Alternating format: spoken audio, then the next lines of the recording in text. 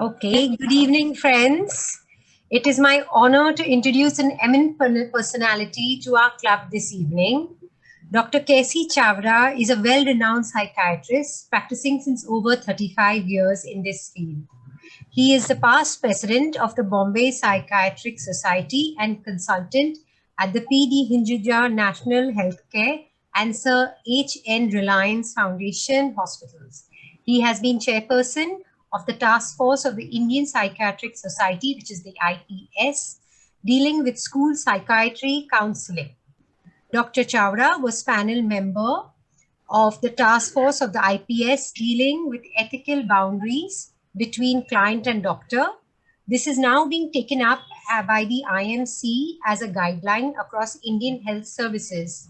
He was chairperson of the task force of the IPS dealing with the LGBTQ community. He has managed to issue a position statement that was quoted in the landmark judgment by 2 of the 5 learned judges, where they were able to repel the section 377. Doctor was panel member of the IPS task force that laid down clinical guidelines for the treatment of autism spectrum disorder. Currently, he is the chairperson of the IPS task force dealing with college psychiatry. Dr. Kersi Chavda has been working for more than 35 years with special interest in children treatment. He has been part of the first panel of the Maharashtra government that has laid down concessions for the learning disabled in Mumbai. He is on the advisory board of the mental health panel of Project Mumbai 2, a BMC state government enterprise dealing with psychological problems of the MMR region. As we can see, he has gone above and beyond his duties as a psychiatrist and has helped pave the path for many mental health issues at a significant level to help the future patients having various mental health problems.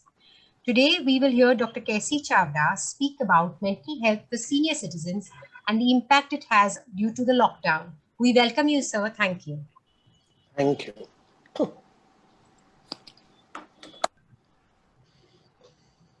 So should I just start? Yes. Or are there some other announcements? No. Okay. No, done. They're done. Okay. Always a pleasure to talk to people on issues relating to mental health. We have been talking about the COVID pandemic, and now there is absolutely no question in our minds that the next pandemic to hit our shores is the mental health pandemic. Today, we are seeing a huge explosion of people who are anxious, depressed, suicidal, increased addictions are seen. There is a lot of abuse that is going on. And all of this relates to the fact that we are having problems in coping with whatever is happening post-COVID. I've been asked to speak specifically about how seniors need to cope with mental health issues post-COVID. But I just think I'd like to start off, take a step behind. When we first heard about coronavirus, when we saw those horrible images of China on our screens, we started thinking that it should not come into our country. And then it came into our country. Initially, there were a lot of people who were quite excited at the fact that they would be working from home, especially those who were traveling far off distances. They started feeling that they would save a lot of time and things like that. Kids started enjoying the fact that they didn't have to go to school and be under the eyes of the teachers. As time passed on, they started realizing that it wasn't as easy as it seemed to be. A lot of us live in very small flats. So if you have mother and father who are online because their work demands that they work from home and they are online, you have a kid or two who's doing classes online, and maybe an older person at home as well, it becomes extremely difficult then to cope with keeping quiet, allowing the other person to work or to study, doing the chores from home, which are necessary still, in spite of the fact that you are not going to work, you still have to do a lot of stuff at home, and so on. As time passed on and we started seeing the horrible things, images on screen, which showed the states of our hospital, which showed the statistics of people getting affected and then landing up with on ventilators and things like that, it became extremely frightening. You have a young teenager, he's used to going out, meeting up with his friends, going out for a coffee, going to college, going to classes, suddenly he's stuck at home. You have kids with special needs. They are used, or their parents are used, that somebody should come and take the child to either the occupational therapist or the physiotherapist or the speech therapist or the special educator. Suddenly all of this has stopped because transport is not available. And you start noticing that the child starts maybe even regressing. And that can be very, very traumatic to parents whose kids have issues. You have the older person. Now, the older person is used to the fact that maybe during the day he or she is alone. In the evening goes down to the closest garden, gossips with his own age group about people and how good things were in the past and how bad things are today. And suddenly all of this stops because he or she is not allowed to go out. It becomes even more traumatic for him and for the rest of the family members if he had some kind of physical disability or even a mental disability and was used to having somebody a helper come in through the day. And now suddenly the helper could not come in, not because the helper didn't want to, but because transport was not available or the society did not allow for the person to come up. So then the chores and the problems associated with looking after an older person with physical or psychological needs then again comes on the burden is again on the people who are in the house. Today, I'm asked basically to concentrate on senior citizens, and that's what I'm going to do. But none of us live in a little microorganisms. None of us live in isolated silos. So it is imperative for us to be aware of the fact that what impacts on one person in the family is going to impact on the entire family as a whole. Hence the importance, such as it were, of being aware of the fact that just about everybody in the family has to be looked after. What's special about the older person? If you're looking at it in terms of physical and mental states, physically, there seems to be an increased vulnerability to physical ailments as the immunity, by and large, usually reduces as you grow older.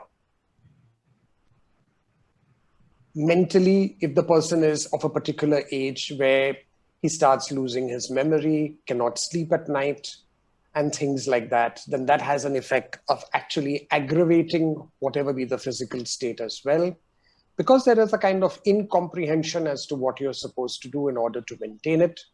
And because you're stuck in a pressure cooker environment in the house with so many people having to do their own chores, it becomes extremely difficult for that person to be given the kind of attention that is necessary.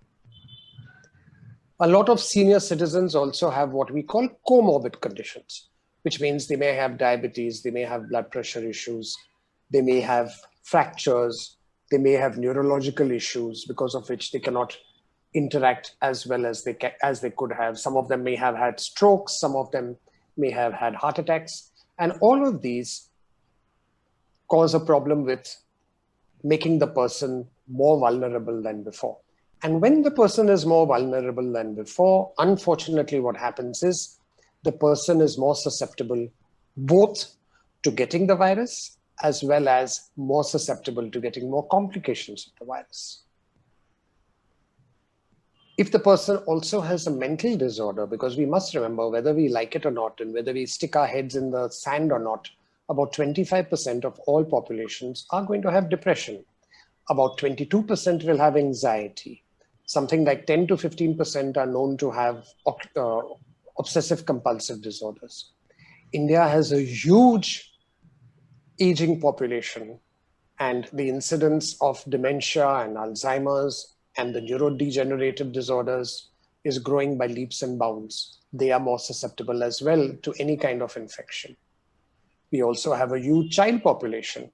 So if we are looking at about 10 to 15% of kids having either a learning disability or attention deficit disorders, these kids also are very traumatized with what is happening in the environment around them, especially if somebody in the house also gets affected. And if you're looking at things like intellectual slowness, or what we used to call mental retardation, then that causes its own bunch of problems.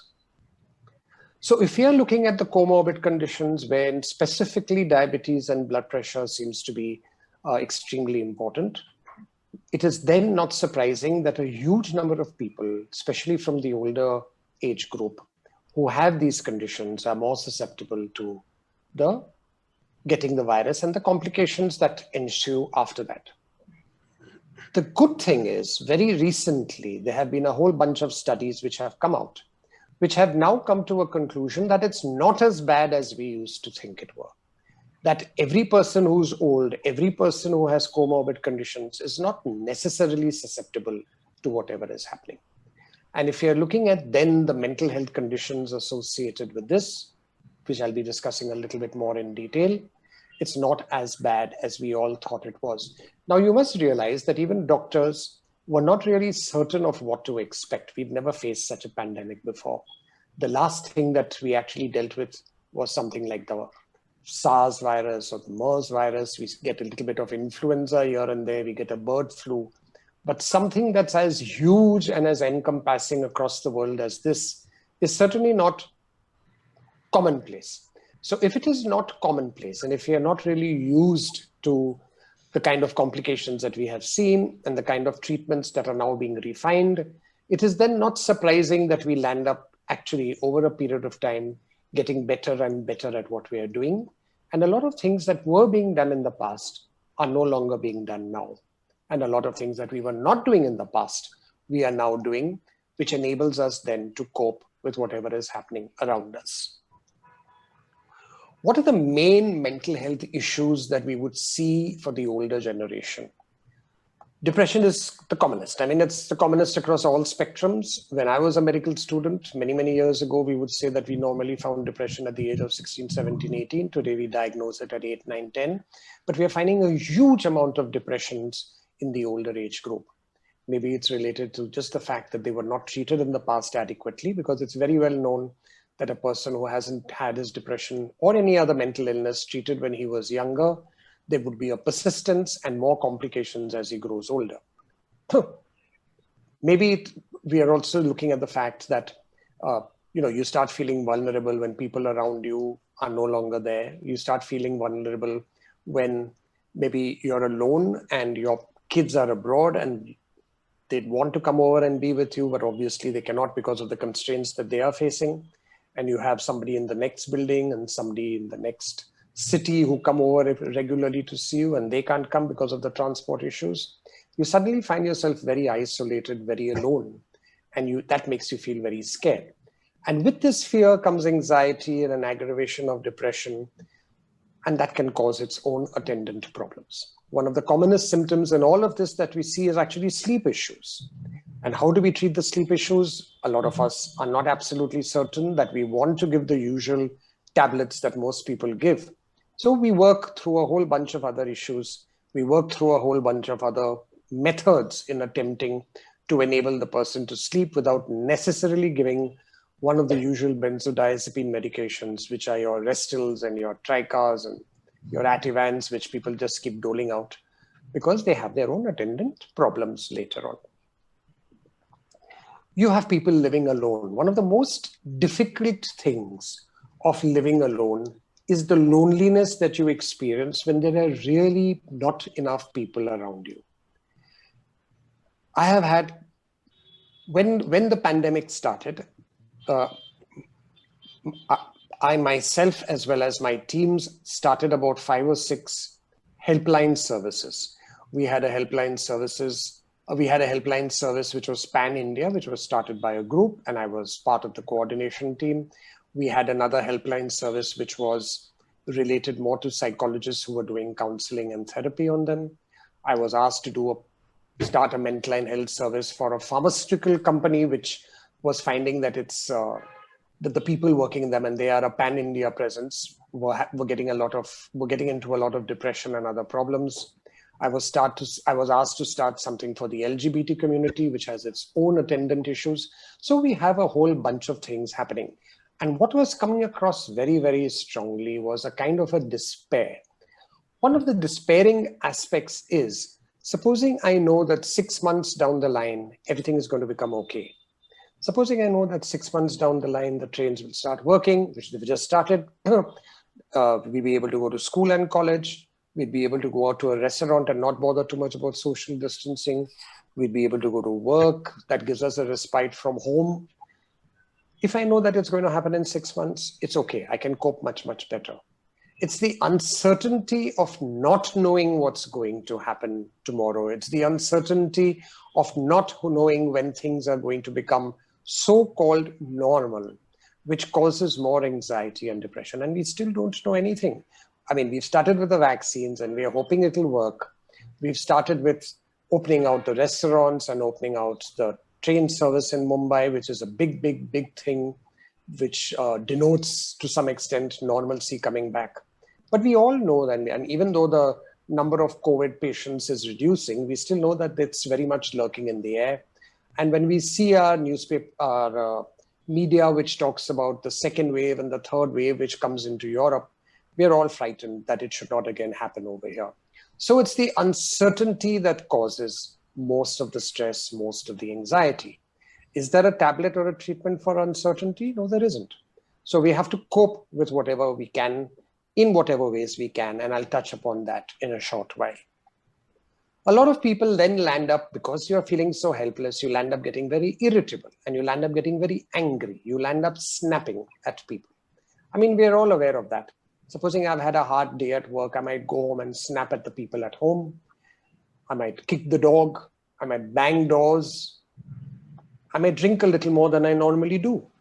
And all of these things we are seeing happening to a very large extent, unfortunately, in today's generation. My colleagues and I are appalled at the amount of what we call elder abuse that is happening. Somehow, the most vulnerable populations get the brunt of everybody's anger and irritation.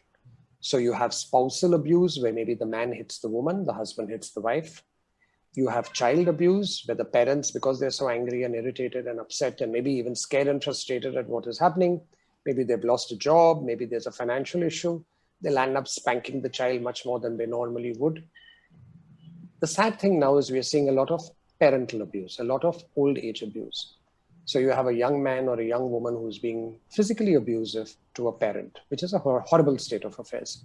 One of the good things about it, of course, is that the police, in this respect at least, are extremely proactive. So when you dial the elder helpline, they come and they do a little bit of counseling and they give a strong threat to the person who's done the abuse. The hassle, of course, is that it becomes a family issue and nobody wants to go out into the public and blah, blah, blah.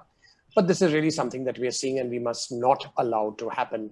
So especially all of you who are living in societies where you're aware of this kind of thing happening, let's try to intervene. We can't just sit behind and say it's none of my business. While we are talking of this society thing, I want to talk about something else. Sometimes in our societies, we have individual adult people, individual old people who stay alone. And they would have a maid coming in, they would have a cook coming in, and they would have a helper coming in who would be there the whole day and maybe somebody else at night. And because of the COVID situation, all of this stopped. So they're all alone. It is imperative for us to just keep in touch with them. Now, it might not have been a good idea at that time when things were very restricted for us, especially if we were going out, to keep meeting them and to keep talking to them and to keep meeting them and be with them in person, because you were a possible transmitter and they were more vulnerable. But it is imperative for us to somehow convey to them that we are thinking about them. It is imperative for us to somehow convey to them that they're not alone. Visualize ourselves and how we will be 10, 20, 30, 40 years from today. If we are all insulated and we say that's none of my business, that's not going to be a very nice state of affairs. So when I was having these webinars for a whole bunch of people and a whole bunch of organizations, I must have done about 30 to 40 during this pandemic period. One of the things that I would stress is the necessity of interconnecting. Whether you're a child interconnecting with a parent, whether you're a parent interconnecting with a grandfather, whether you're interconnecting with your neighbors, whether you're interconnecting with the doctors and the nurses, because there were those horrendous scenes that we saw where nurses were asked to leave their house because they were working in ICUs of COVID hospitals. And, you know, the ASHA health workers who came in and were following up on people who had COVID were stoned. Horrendous scenes which speak very badly of our so-called civilized society. If any of this happens, we got to stand up and say it's not supposed to happen. One of the most energizing things that I have dealt with is youngsters, young teenagers who've come up to us when we were in our NGOs and working with our groups, and have told us that they'd like to be part of the helpline services and part of actually going and maybe delivering food to people who need it, delivering medicines to people who don't have access to chemists, and so on and so forth. And it is wonderful to see this kind of thing happening. It makes us feel that life is not as bad as our media and our newspapers make it out to be currently. What are the other things that we also see? Unfortunately, what we are also seeing is an increase in addiction. Now, addiction is a very, very big part of mental health disorders. And the commonest addiction, of course, is cigarettes. Second common is alcohol. But we have a huge number of people who are also addicted to the illegal drug scene. So you have pot and brown sugar and heroin and coke and so on and so forth, and mushrooms. And if you were used to taking it in a regular way, and suddenly it has stopped, they go through horrible withdrawals. Now, it's all very nice for us to attempt to clean up the system and say that, you know, the antidote should not be available. Now, you must remember the government came out with a huge number of new things which made prescribing easier. So we were allowed video prescribing. We were allowed video consults, and I could send you a prescription of some amount of drugs which were permitted. You could give it to the chemist because you couldn't travel to meet me. And because the pandemic was on, the chemist was asked to continue to honor the prescription. But the drugs associated with withdrawal, you're not permitted to give on a virtual prescription. So then what happens is that the person goes through horrible withdrawals. Very often he doesn't have access to a hospital. He reaches the hospital, maybe the doctors are not available. We had an enormous number of people who are really in a bad situation. So this is something that we must look at. This is again something that it's nice to be pragmatic rather than, you know, moralistic, because eventually if you're having a person who's actually dying because of the withdrawals, it doesn't really make sense to say that, oh, he deserves it because he was an addict. We're seeing a lot of that happening. Now that is related to the bad illegal drug scene. Most of us would hopefully not be part of that scenario, but a huge number of us drink and a huge number of us smoke. There have been legions of people who have increased their cigarettes. There have also been a lot of people who have stopped, especially when they've been told that you're more vulnerable then to having the virus affect your lungs. And some of them have actually stopped or reduced significantly their cigarette intake, which is wonderful.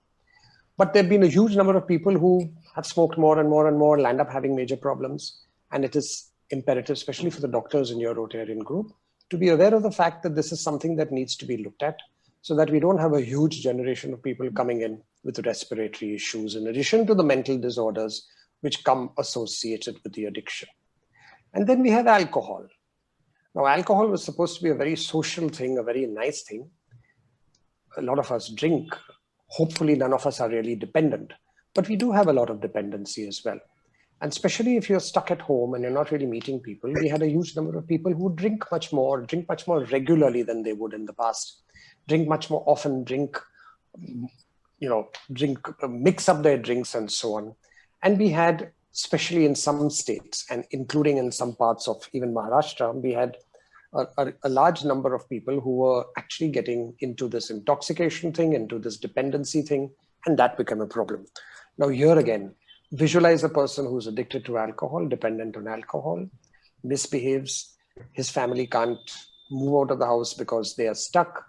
He gets abusive, he gets irritable, he breaks things. It becomes a major, major issue. During the pandemic, there have been times when I've actually had to have ambulances go pick up people and take them to rehabs, which were fortunately still functioning. This is reality. And let us please be aware of the fact that it doesn't only happen to our neighbors. It doesn't only happen to everybody else. It doesn't only happen to the lower socioeconomic class. It happens to every person, every class, every specter that we are looking at. So addictions is again something that is extremely important. Now, if you already had pre-morbid conditions, because a lot of us now seek help when it is necessary, which is the most important thing to do. I mean, if I was having a pain in the stomach, I would seek the help of a gastroenterologist. If I was having a problem with my heart, I would obviously go to a cardiologist. It doesn't make sense to me that if I'm depressed and anxious and I've had suicidal, or if I'm washing my hand 500 times a day, or I'm forgetting things crazily, that I don't seek the help of a psychiatrist because of the stigmatization that apparently is associated with it. Fortunately, the stigmatization is reducing. I mean, my colleagues and I have huge OPDs now. We can't cope with the number of patients, which means more and more people are taking help of mental health professionals, which is what they should be doing. But I remember just about 8 or 9 months ago, last year was the WHO slogan was suicide, let's talk about it, or something. And I had given a talk actually at another Rotary Club somewhere at Dadar. And people were talking about how they were coping with depression, which is the commonest cause for attempting suicide or completing this act. And there was one doctor who got up and spoke about the fact that she had attempted suicide, and she obviously was safe. And now she stood at told everybody in the audience how thrilled she was that she had been saved, because then she took the treatment and she became okay, and so on and so forth. And she was just wondering why she had not taken the treatment in the past. And there was yet another guy who stood up, and he was a banker. And he says, I was depressed, but I fought it on my own. And I called him an idiot. I don't think it is necessary for us to fight it on his own. I mean, I was very happy that he kind of survived it and so on. But it's like saying I have appendicitis and I'm going to fight it on my own.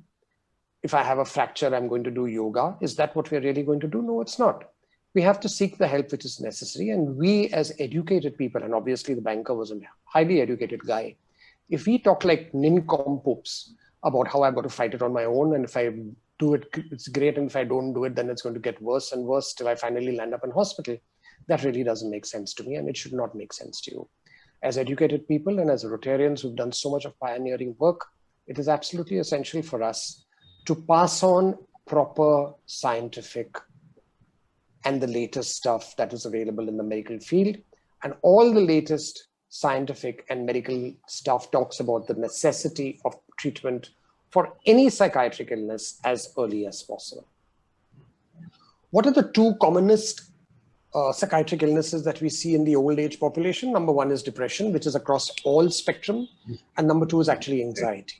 So if you're looking at depression, we're looking at a person who by and large feels down, feels demotivated, doesn't want to start anything, shows disinterest in what he would normally show interest in the past.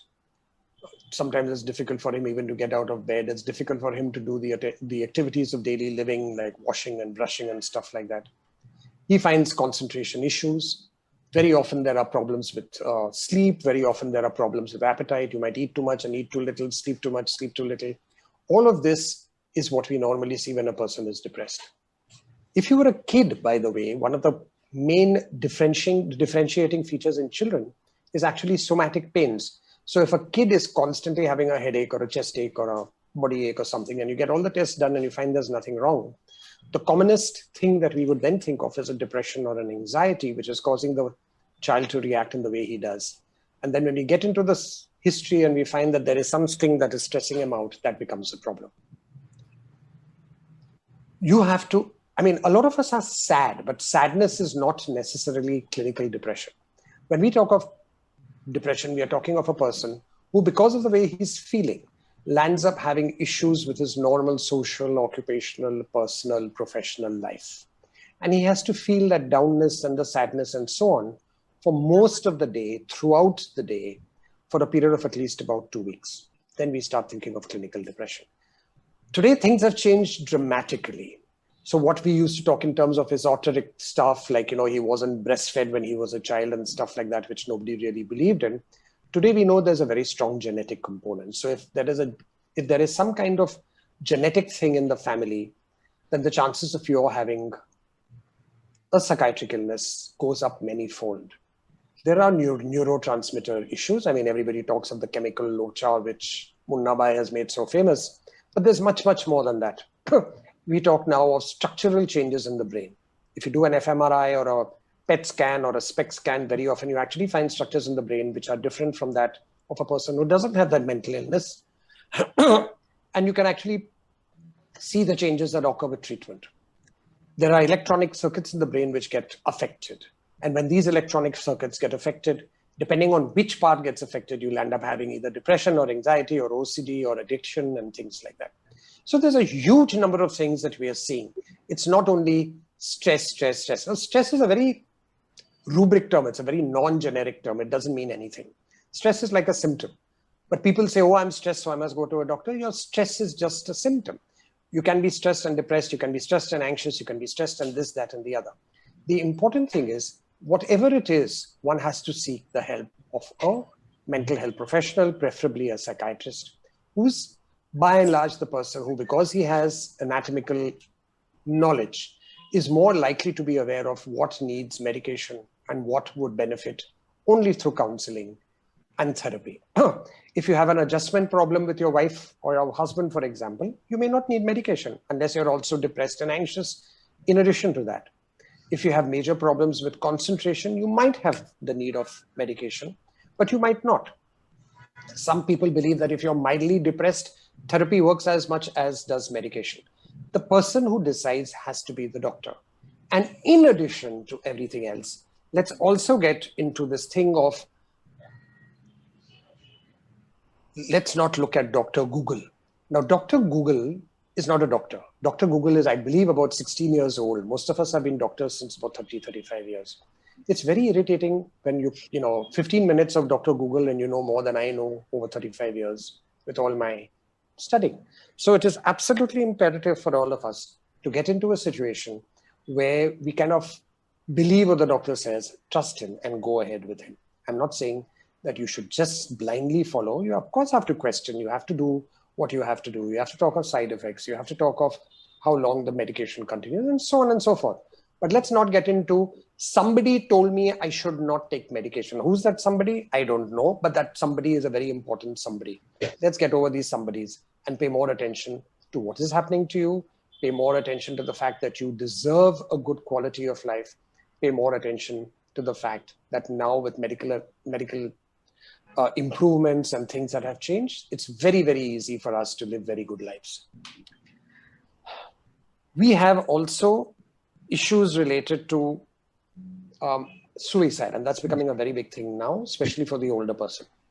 The commonest age group that which suicide occurs is actually the age of about 17, 18, which is when the young kid discovers that maybe he hasn't done as well as he would have liked to. Life doesn't seem very good ahead. He wanted to get into a professional college and he's not managing. He's not even getting into a good college. Maybe there are relationship issues. Life seems very bad. And at that impulsive time, when there are a lot of hormonal changes and other issues relating to friends and groups, you might feel that the only way to survive is not to survive. So you attempt suicide. The second most common time is actually around the age of 40 or 45, where you kind of look behind and you see the life that you've led. And if you've done well, then that's great. At the age of 40, if you look back and you say that you haven't done as well as you thought you would, then that causes a problem. And there are a lot of suicide attempts at that time. And unfortunately, the third most common is actually old age suicide. The number of people who accidentally on purpose land up taking more pills related to blood pressure, diabetes, etc., because they claim to have forgotten that they've taken it and they take 2 times the amount, 3 times the amount, 4 times the amount. And given the fact that they're very vulnerable to the changes within their own bodies because of their age, it's then not surprising that they have a kind of overdose, which then goes as overdose, but was actually a suicide attempt. So we've got to be very, very careful about this. And frankly, no suicidal person gets better except with medication. So here again, I'm going to push medication. Please do realize that medications save. They're not these horrible things which get you under our control. They're not these horrible things that make you sleep through the day and the night. They're not these horrible things which necessarily bloat you up and make you a fat and disgusting person. No, they're going to make your quality of life better. They're going to help to actualize your potential. They're going to reduce the possibility of being depressed and anxious. All of these changes are going to happen. So if we are talking about COVID and the adult and the older person, we look at it in terms of a spectrum. We look at it in terms of the spectrum that we don't look at it in terms of isolation. So whether you're a young person or an old person, whether you're middle-aged, whether you're a male or a female, if one person in the family gets affected, by and large, the whole family suffers. So you are going to get, I mean, if you're an older person, you get depressed and anxious if a youngster in the family gets the COVID. Not then surprising that the younger people will also get affected if grandma or granddad or father or mother get affected by the COVID. You get more badly affected if there is a mental health disorder that was already there, for which you were anyway taking medication. But because of the COVID situation, you could not reach your doctor or you could not get enough medication. And then your depression or your anxiety or whatever else you were being treated for goes out of hand. Today, of course, it's much, much more open, so you have access to it. But in between, there were a huge number of people who had no access to medication. And when you have no access to medication, then that becomes a major issue.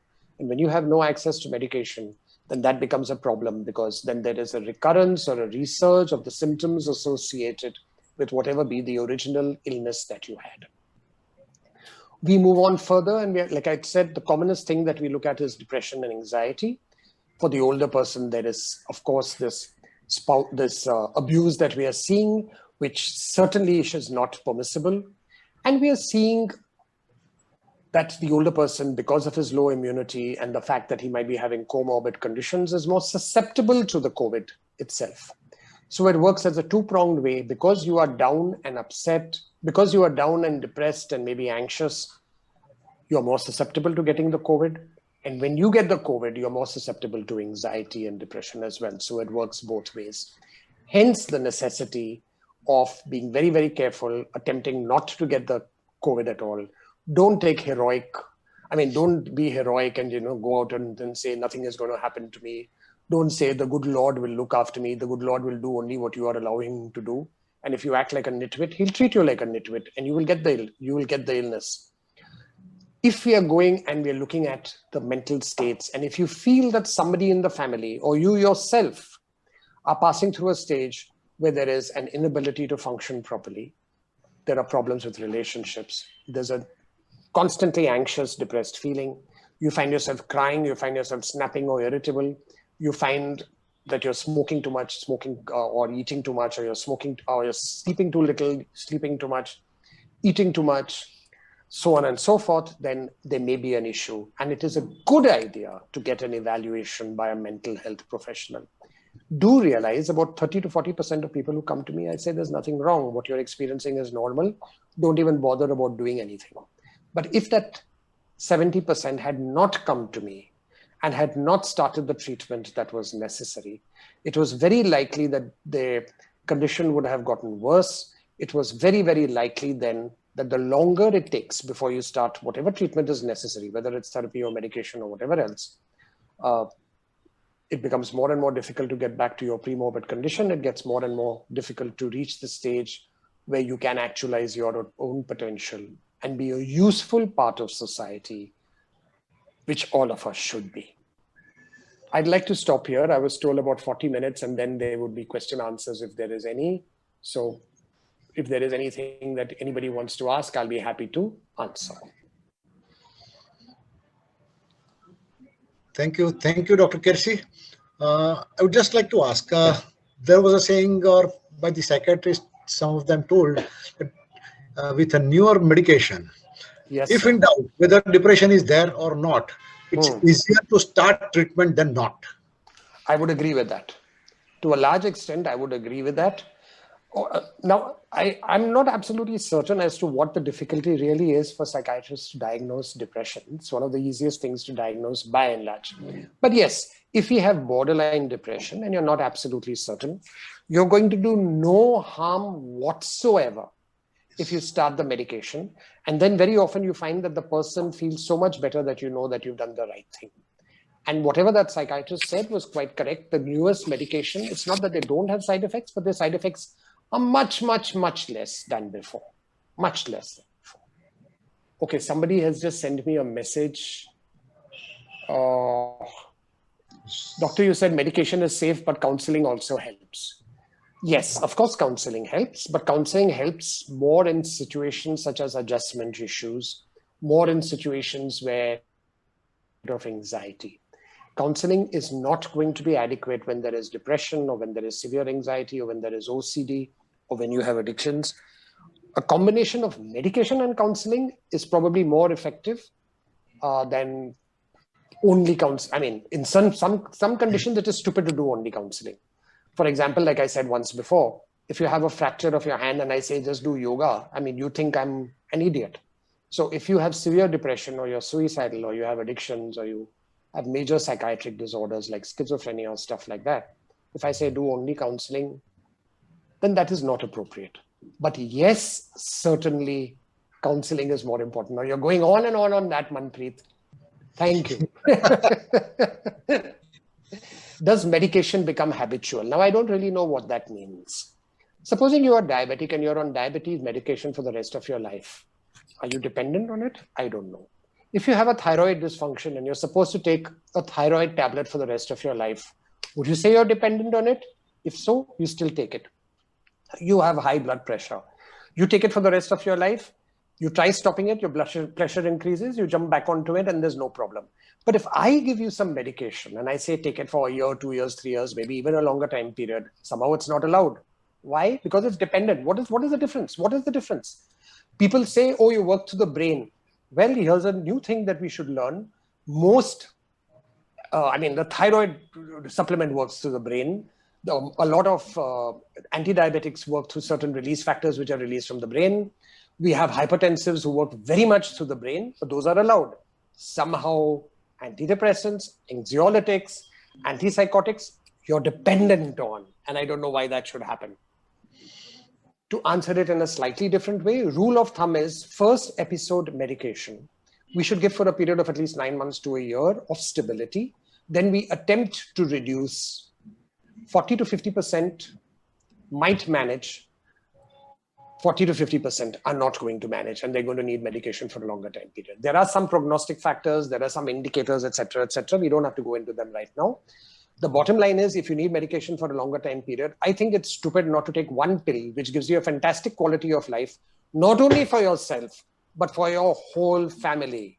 And that is also important. We don't realize that if we are depressed, our entire family gets affected.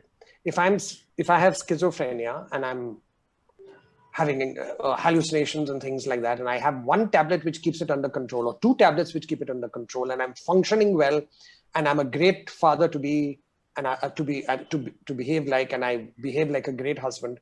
What is the harm with those 1 or 2 tablets? But I stop those 1 or 2 tablets and I'm a mess. So I'm glad you asked me this question. Use the tablets as long as it's necessary, which your doctor will tell you to do. Again, don't get into this, my mother said so, and my grandfather said this, and that person said so, because those people are not doctors. And let's also look at it with all due respect to all medical professionals. I would be quite amazed if a person with a heart attack came to me for help. I would expect him to go to a cardiologist, right? Somehow, the other professionals in the medical team have become psychiatrists too. And I would very strongly recommend that you should not become psychiatrists. Leave it to us. I couldn't resist that one. Thank you.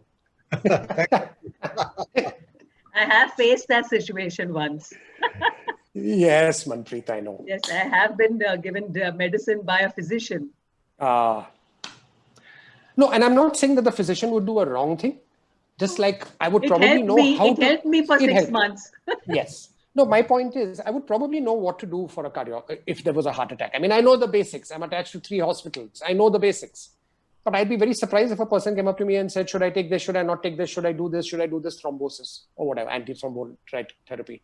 Just like that, I would expect that a physician would know maybe the basics of psychiatry. But it would be stupid for him to really attempt to treat the things unless there was nobody else available. Thank you.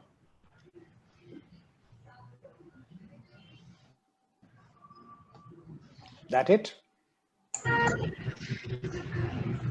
there are no more questions now. Okay. Thank you. Thank you, Dr. Kersi. It was a wonderful talk. Absolute pleasure. Thank you. Thank you. I think people will have more awareness about the mental disorders. That's what the basic idea of proposing this talk. I thank you. I request Manpreet to propose a vote of thanks. Manpreet. Good evening, everyone. It's my privilege and my pleasure to propose a vote of thanks on behalf of our Rotary Club of Bombay West. And from all of us, thank you is the least we can say to you, Dr. Chavda, for sharing with us your valuable time and your knowledge and wisdom about being aware of mental health. Because it is such a phobia in our minds that mental health is nothing like mental health. It's only physical health that has to be taken care of. If you're walking, you're fine. If you're smiling, you're fine. You're fine. Nothing, everything is fine. So I think that's very important. So you've actually given us a lot of broader perspective to this whole mental health issue that we're all going to be facing in the coming years. And as Mark Twain said, age is an issue of mind over matter. If you don't mind, it doesn't matter. So I think if we all don't look at our age and we, keep ourselves happy and we keep ourselves treated when it is required, like we should be all in good health, physically, mentally, throughout, full whole body. So thank you, Dr. Kersi Chavda, for your time and for your It's an absolute all the pleasure. wise words that you shared with us. And I would just like to end with this, that someday everything will make perfect sense. So for now, laugh at the confusion, smile through the tears, keep reminding yourself that every problem has a solution and a treatment to every problem that we face in life. Right. Thank you so much. Thank you, dear. Bye-bye. Thank you each.